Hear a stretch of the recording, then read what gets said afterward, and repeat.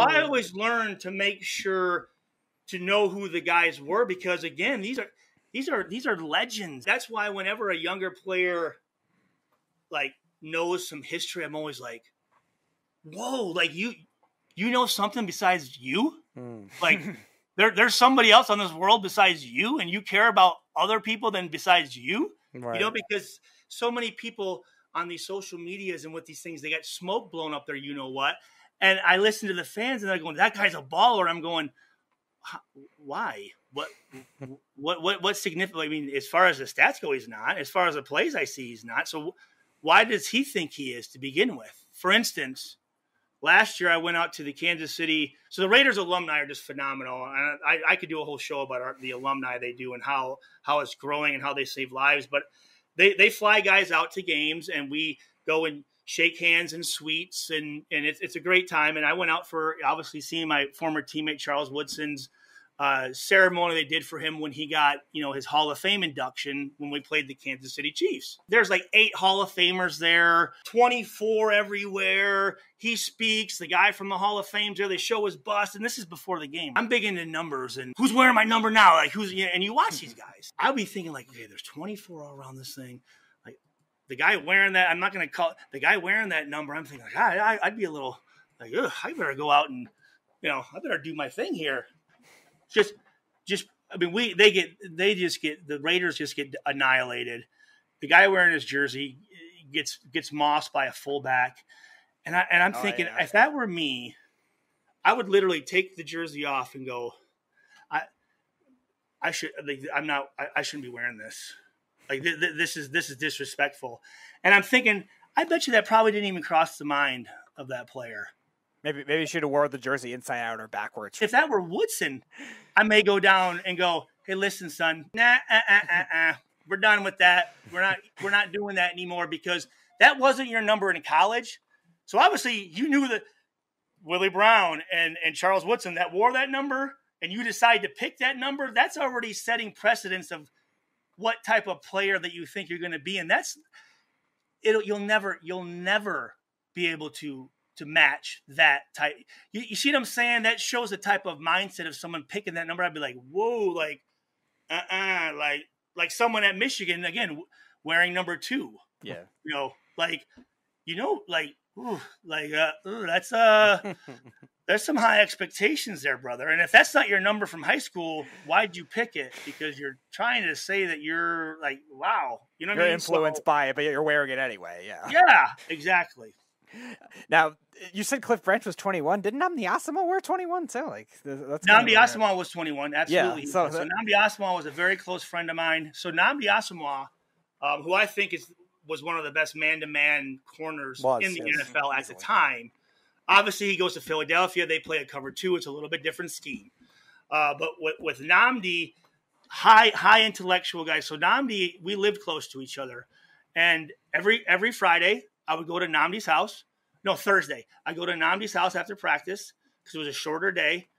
He'd cut my hair. We would watch The Real World. And then he would play the piano for me. Him, and then usually Akbar Baja Biamila, who's the host of American Ninja Warrior. Yep. We'd come over. And, dude, that was kind of like our Thursday ritual. And then when Chris Carr came, it was kind of us 4. So Nnamdi was a very, very close friend of mine, and a guy Asante Samuel came out with kind of talking trash about him. I think it was on the Pivot show. Did you guys see that by chance at all or hear about that at all? Or no, I haven't. When Samuel was an Eagle you're talking about? Because I know he played with Asomugha, And what he said about him, there's a difference between personal and then professional, right? There's professional conversations, speaking about somebody professionally, and then speaking about somebody personal. And I felt his attack on him was personal. And I never like it when guys don't give other guys their due respect. You know what I'm saying? Like there's guys I don't, as people, I probably don't respect, but as them as players, I'll tell you they're great players all day long. Or there's other guys that maybe didn't get the recognition, but are guys where you say, hey, listen, no.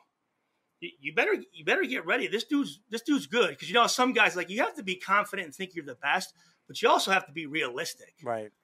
like, oh, this dude sucks. Well, why are you saying he sucks? Well, he's a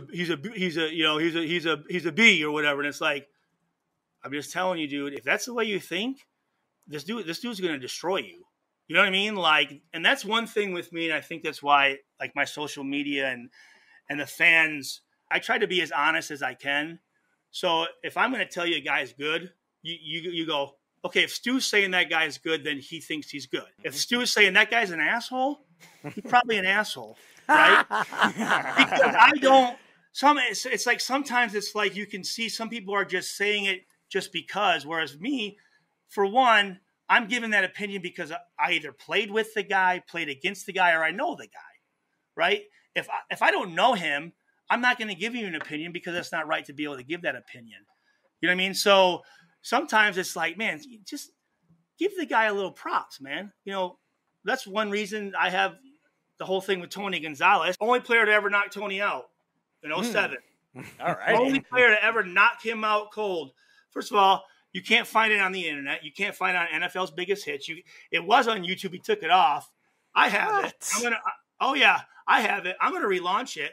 But I have multiple plays of me knocking out, well, maybe not knocking him out, but knocking him, good hits, stopping him. Never once will you find a play of him dunking on me in the end zone. Never once. But he will not give me any respect. He will not. Yeah. He will not. Every interview, every time. I'm even thinking this last week on when Tua Tagovailoa and that whole thing's a mess. Yeah, absolutely. I wish him the best. But when Tony was talking about it, like I was the only one to ever give him a concussion, and I'm thinking, is he gonna? When I was knocked out and whatever, but like he won't. Like he talks about every other safety, he talks about other guys, and like I'm just like, you know what, dude? I'm so like. Can you swear on here? I don't know if you can. You can't swear on here. Can you?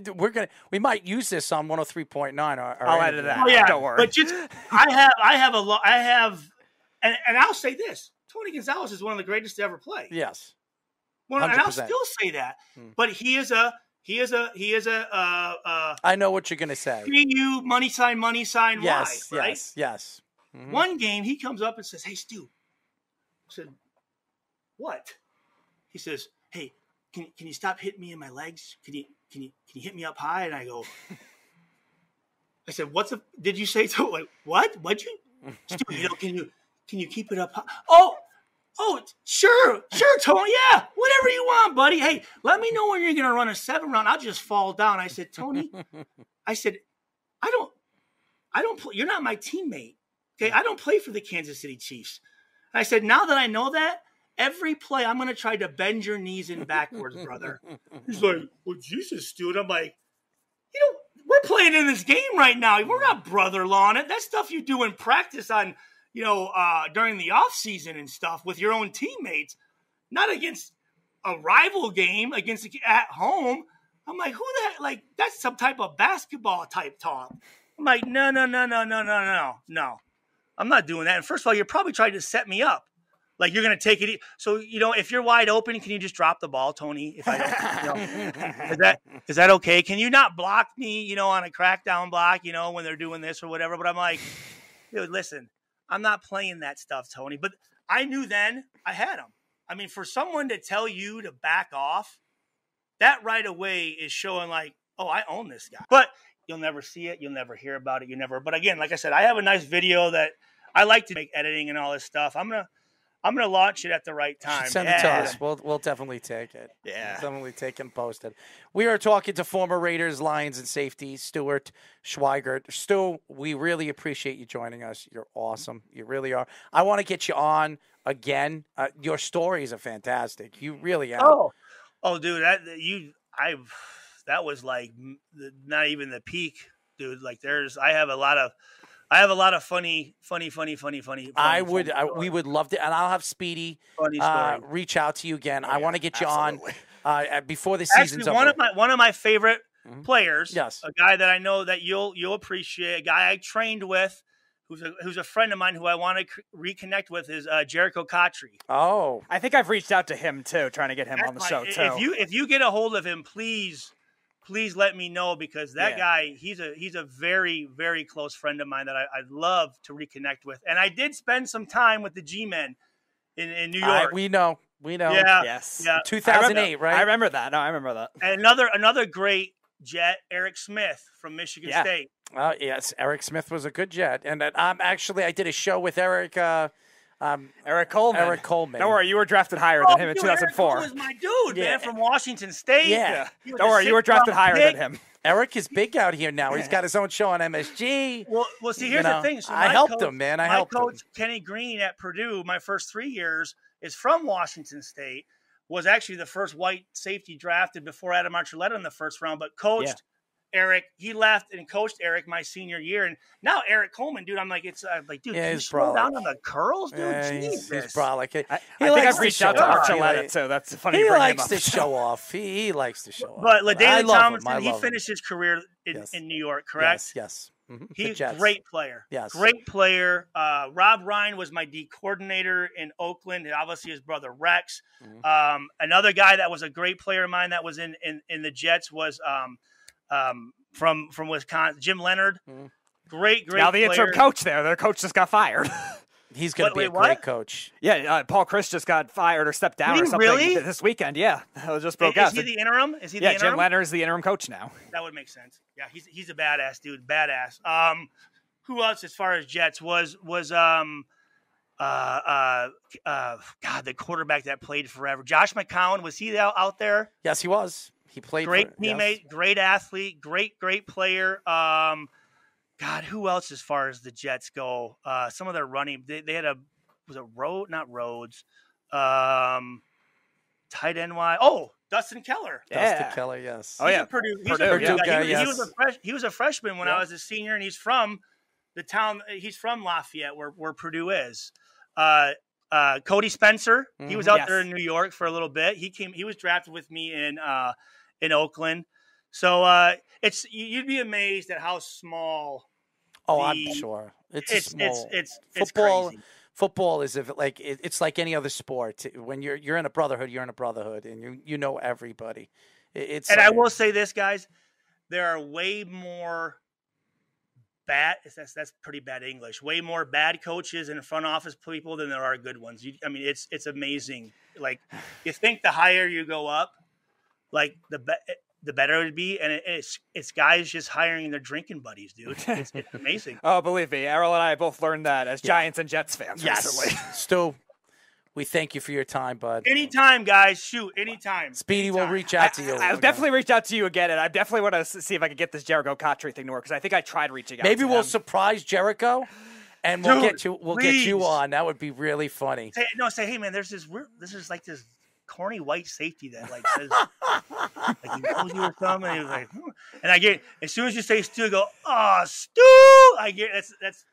Where's he at? Is he coaching now, or where? What's he doing? I thought he was doing something in high school, but I'm not sure what he's doing right now. He was also broadcasting and he was an analyst, I think, over there down south for CBS too. I'm not sure what he's doing right now. Yeah, I think with college football. Like that, I'm not sure what he's doing. Or one of the other networks, ACC. Yeah, guys, let me know, man. I'd actually would love to have you guys on my show. Absolutely. Anytime you want, man. We'll come on anytime you want, Stu. Absolutely. Right. Stu, thank you for joining us, bud. Anytime. Well,